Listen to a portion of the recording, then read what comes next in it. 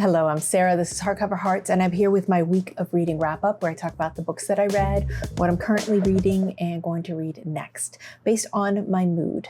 Had a great reading week, so let's get straight into it because I'm trying to film this before I start work, so let's see if I can get this done.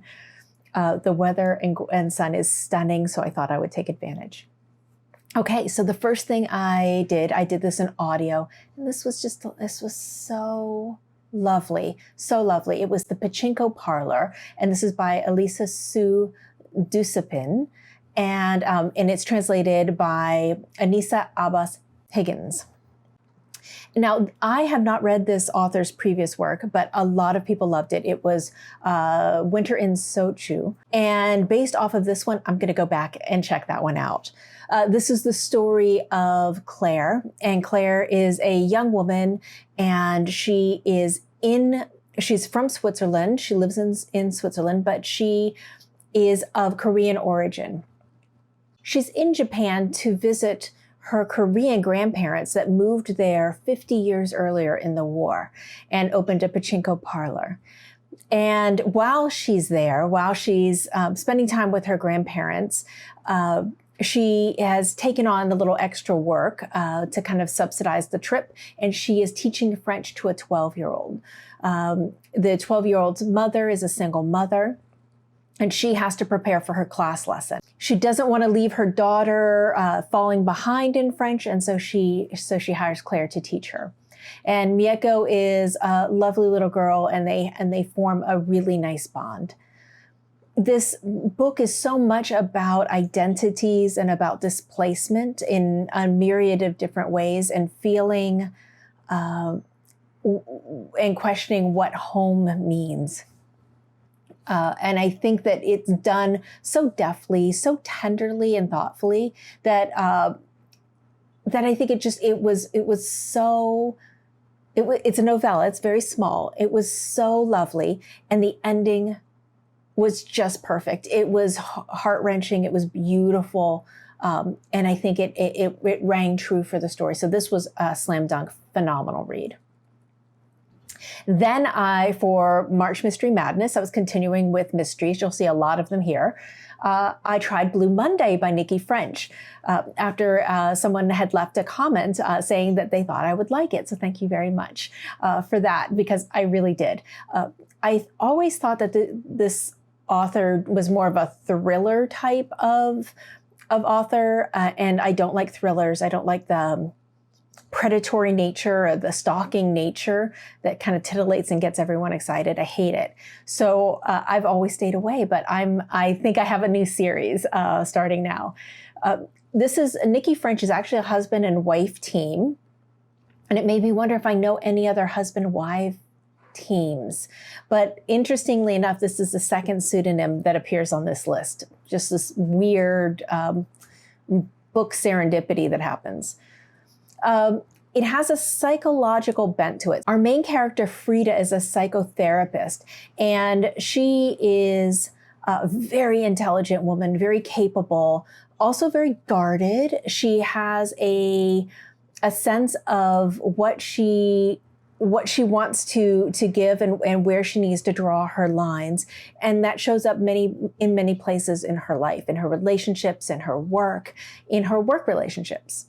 And there's a coworker who is kind of her mentor that's kind of going through some things. He has a very bad experience with a client in that he did something wrong. Like he wasn't appropriate. And because of that, she offers to take the client on. And this client is very, very difficult. In the course of this conversation with this client, some clues emerge, or some things that he says is making her think of a current case that's happening of a missing child.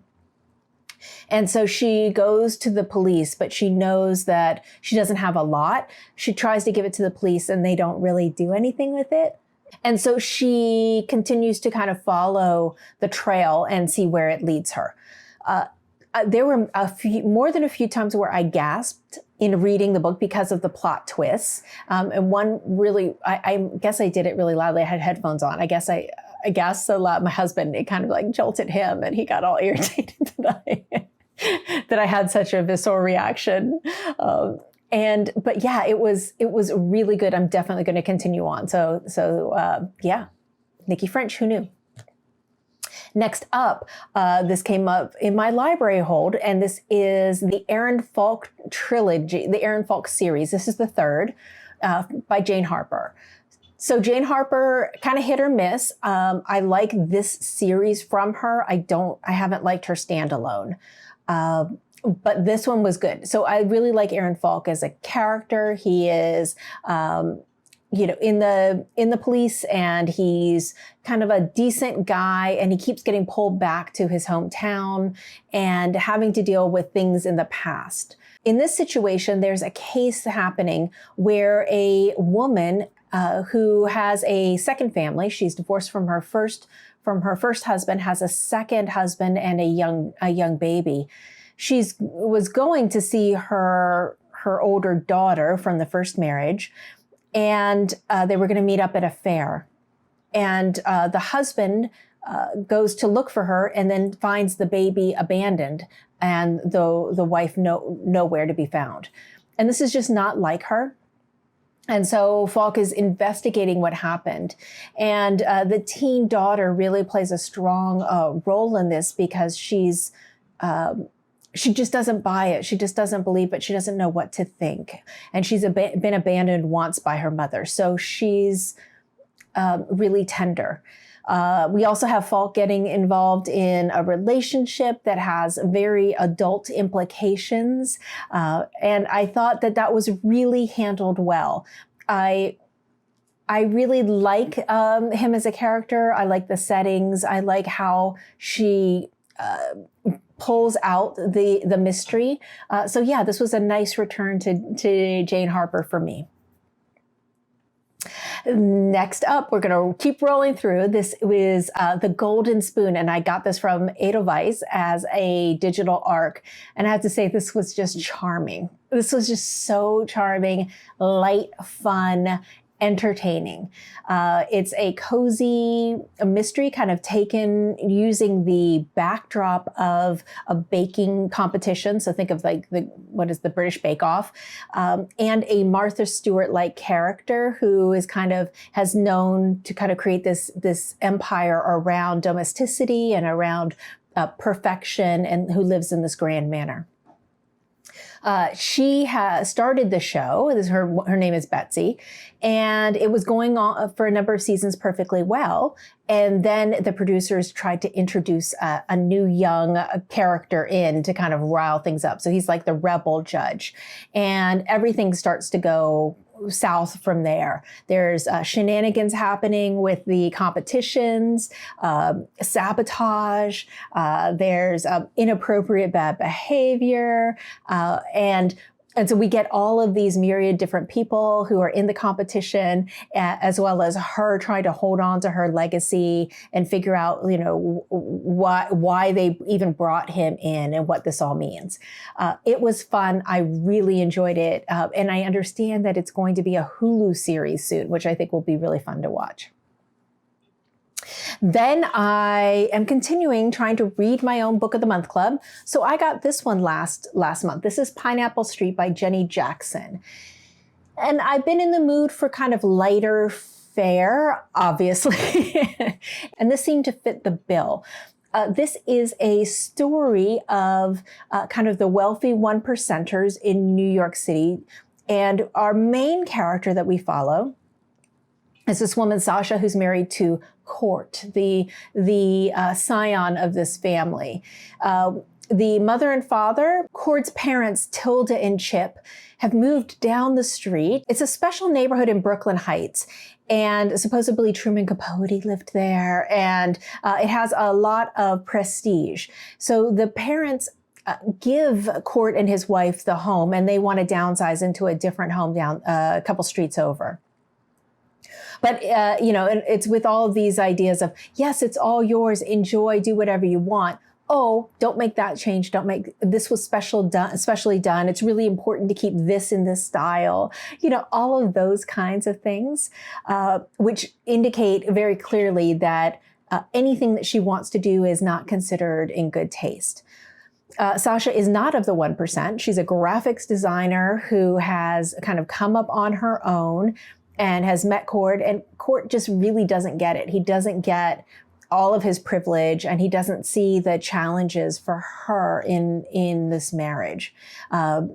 He has two sisters, and one is Darlie, and Darlie is married to Malcolm.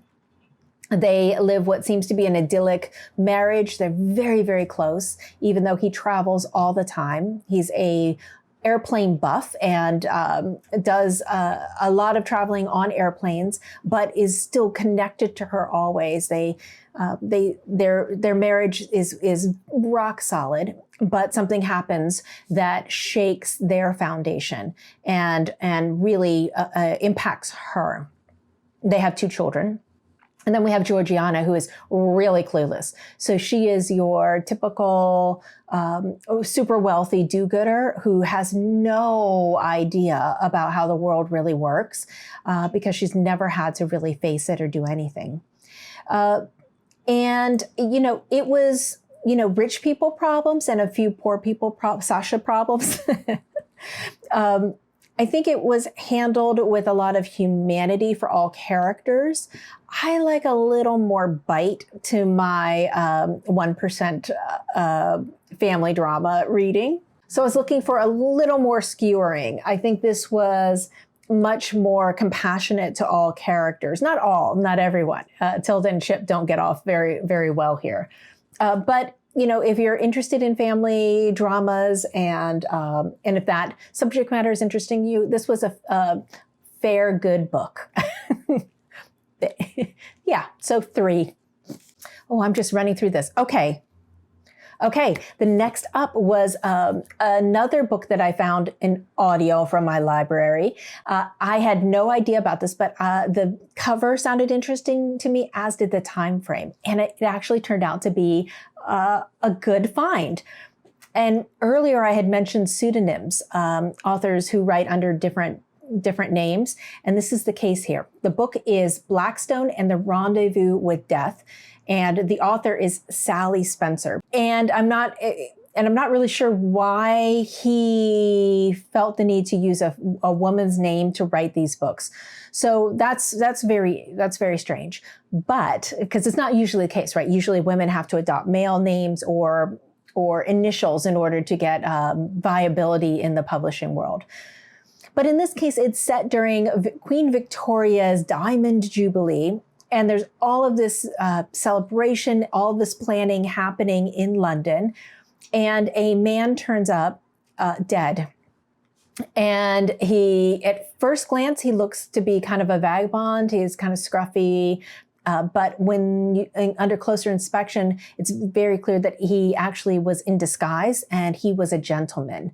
And he was trying to become an investigative reporter. And so he was on the hunt and search for something that has connections with the Little Russia neighborhood in London at the time. I thought that it was really a good book. I liked the character of Inspector Blackstone. He meets up with a woman who kind of introduces him to and becomes his tour guide, concierge, liaison with Little Russia. And she is a Jewish woman of Russian descent.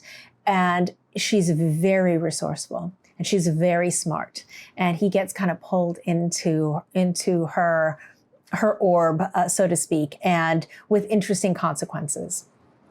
Yeah, I thought this was really good. This is something I actually will follow. For a first book to have captured me, first in a series to capture me like this, I think it's a solid start. So, 2 good new series to possibly start reading.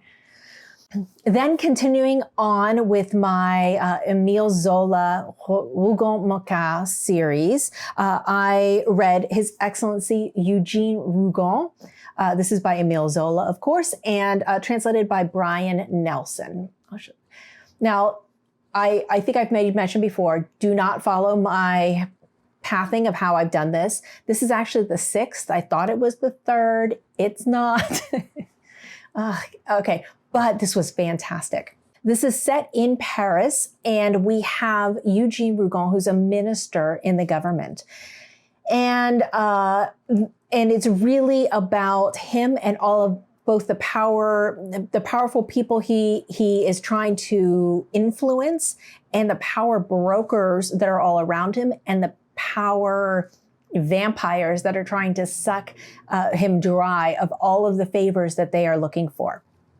So there's a lot of political machinations and switching alliances and speeches and all of that. It reminded me of a sharper Palliser series novel from Trollope. You know, Trollope does all of the same things, but a little softer. This has many more elbows and sharper edge and more scandal and more sex.